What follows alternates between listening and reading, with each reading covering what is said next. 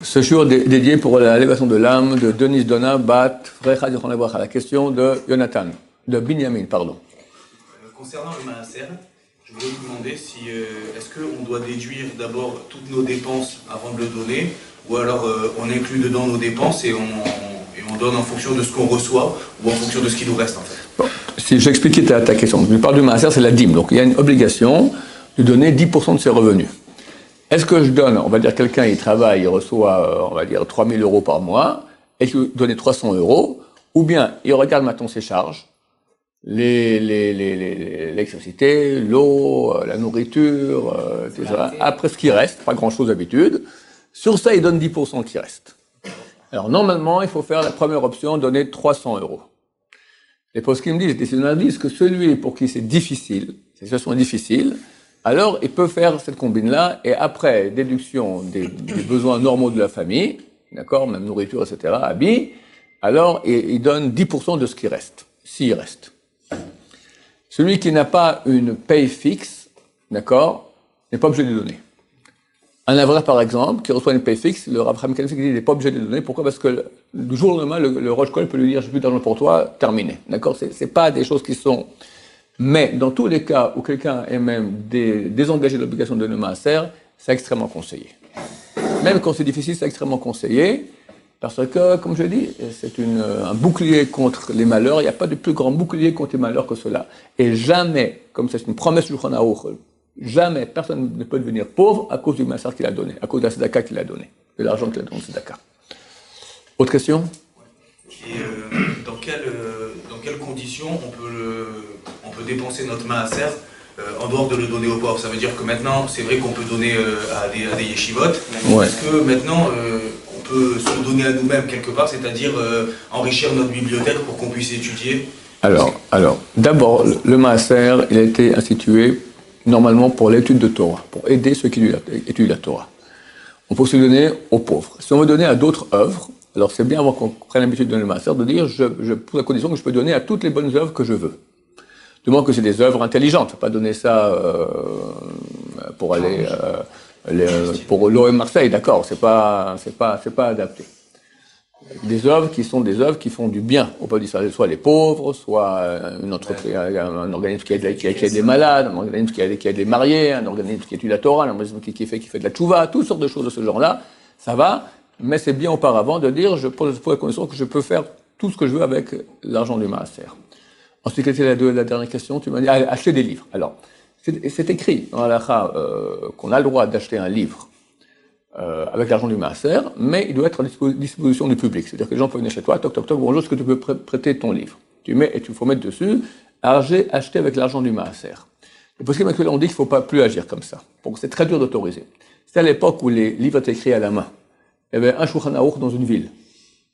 Quelques masertot de Talmud dans une ville, tu comprends? Alors, les gens voulaient se le prêter. Alors, ok, t'as acheté maintenant, tu en fais profiter le grand public. Qui maintenant va venir taper à la porte? Bonjour, tu peux prêter ton Yakout Yosef? Ça n'existe pas un truc pareil. Donc, faut pas agir ainsi. D'accord. Oui? Par exemple, nos parents, ils nous paient de la yeshiva. Oui. Ou sinon, des fois... Il n'y a aucun problème à ça. On peut déduire de... Oui, bien sûr. On peut payer le mas. On peut aider ses enfants pour leur étude de Torah, pour leur mariage avec l'argent du maaser.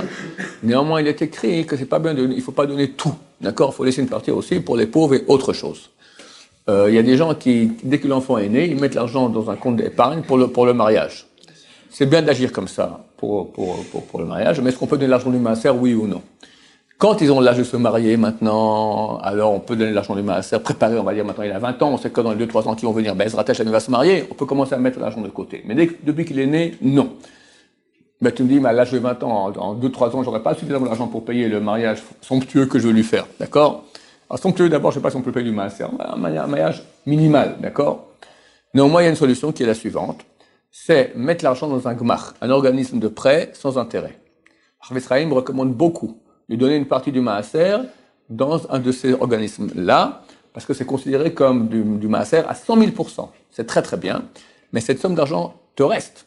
Donc pendant 20 ans, tu cotises, tu mets sans cesse dans cet organisme, et après 20 ans, tu dis, voilà, je dois marier maintenant. Mais pas quand 20 ans. Quand le fils se marie, tu appelles l'organisme, tu dis, rendez-moi l'argent, et il te rend l'argent.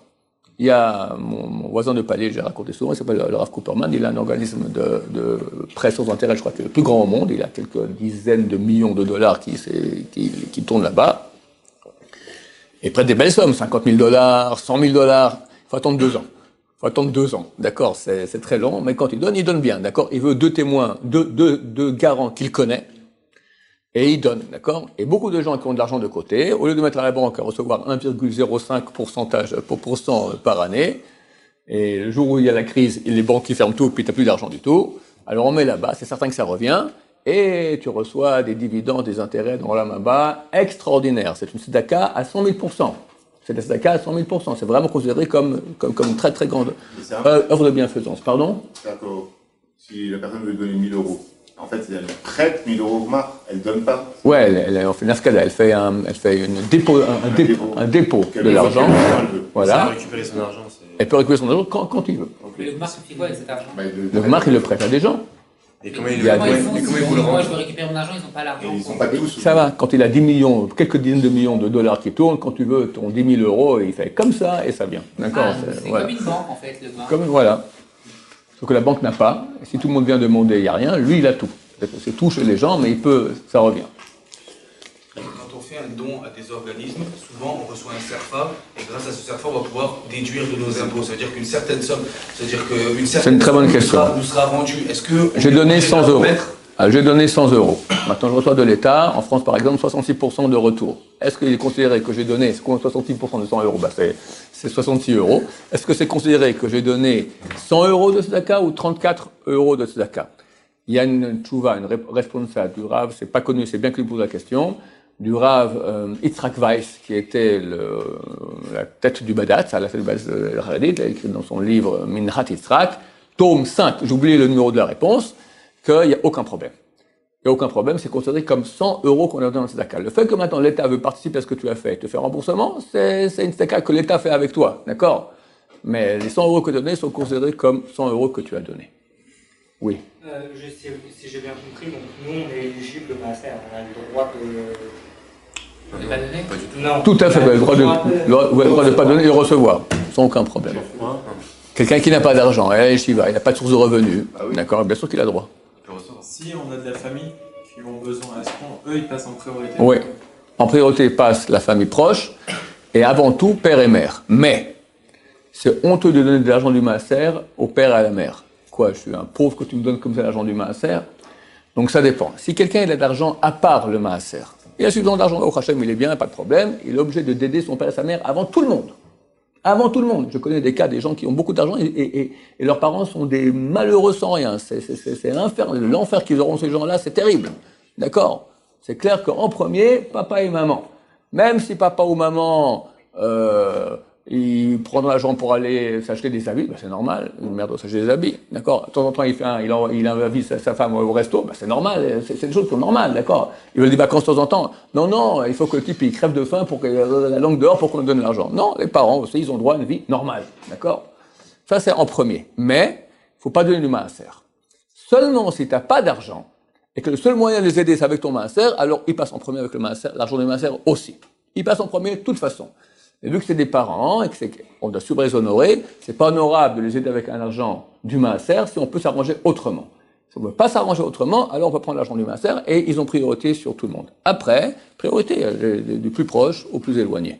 Les gens de sa ville, les pauvres de sa ville plus que les pauvres d'une autre ville, mais les pauvres d'Israël sont, d'après un avis, à égalité comme les pauvres de notre ville, d'après un autre avis, mieux que les pauvres de notre ville. Donc c'est mieux d'aider Israël que les pauvres de l'étranger. Baruch Adonai, l'olam, amen va amen.